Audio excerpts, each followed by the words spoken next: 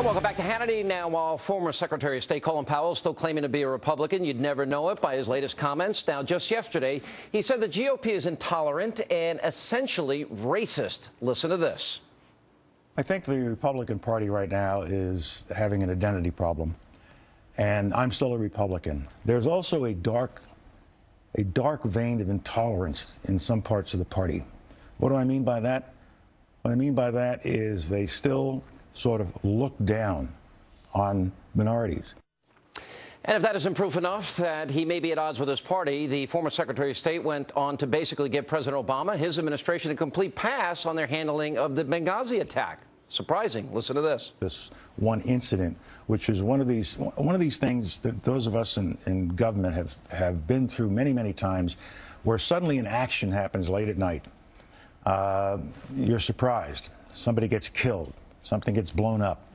And then the after-action reports start, and everybody wants to know who was at fault, who was responsible, why didn't we keep this from happening? Well, you can't keep everything from happening. Benghazi was a very, very difficult one in a difficult situation, and maybe they shouldn't have been there in the first place. And I think that we have had a good review of that. And here with ReactionTeaParty.net, National Outreach Director Niger Innis and Democratic Strategist Michael Brown. Welcome, both of you. Niger, let me start with you.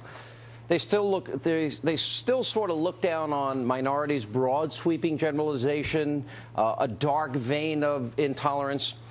I heard these were wrong. I'm very disappointed because he's been an American hero. He's sacrificed a lot for his country.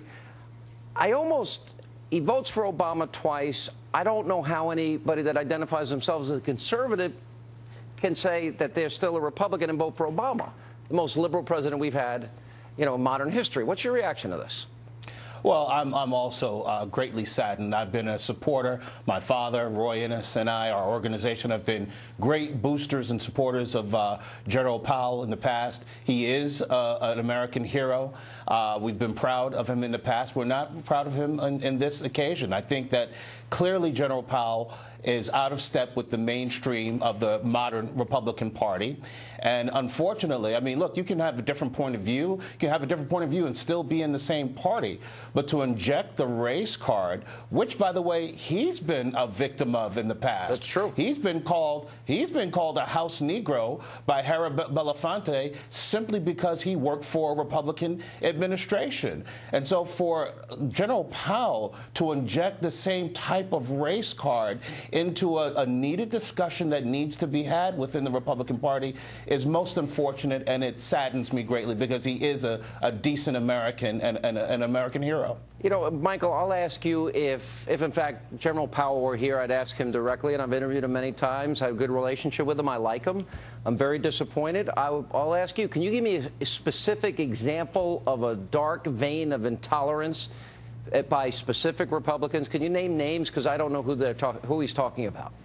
Well, I don't know if I know your party well enough to name names, but I will say one thing. I think you guys are devastated by the person you always put out as the Republican, as one of the faces of your party, that's basically speaking the truth. I mean, the facts are give facts. Me an example. No, but that's what I want. I want an example. Your party has not been exactly the best outreach to minorities, that's not women, what he said. the gay lesbian that's community. Not what he said. And what he is saying, is you are a party of one type of person. Hence, but he worked for Ronald Reagan. Why, when you try to run on these national offices, you get defeated? Right, you want him filibuster. Michael, hang on a second. Moreover, President Obama also got 39% of the white vote. It wasn't that he just won because of minorities and women. But the Democratic Party, it was Joe Biden that said we're going to put you all back in chains. It was Al Gore that said Republicans don't want to count black people in the census before a predominantly black audience. It was the NAACP that ran the James Byrd ad. So there's a lot of examples. If he wanted to be equally critical, he could have been. But you notice, Niger, I can't get a direct answer. Who are these people? Well, name names, and we'll identify what they said. And if in fact they are what he says they are, I'll condemn it. I believe racism is morally repugnant.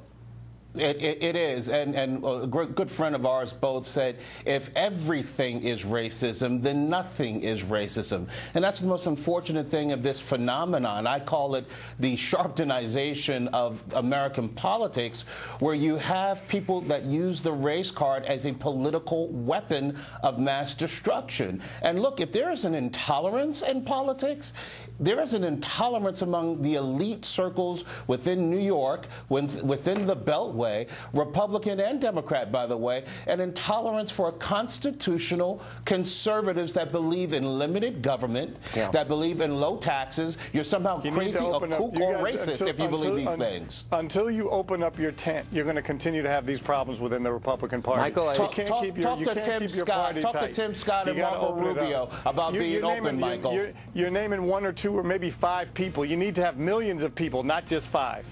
All right, we're going to leave it there. We will have millions of people. Well, you haven't had it recently. Well, he did vote for the most liberal agenda in the history of the country. Maybe his politics have changed. Maybe he's trying to stay relevant. I don't know. Or maybe he's trying to improve your party. Maybe he should give specific examples. That's what I would ask him. And if Republicans are wrong in instances, we should admit it and move on. I think that's fair. Good to see you. Thank you both. Coming up next, Ann Coulter is straight ahead. And then we send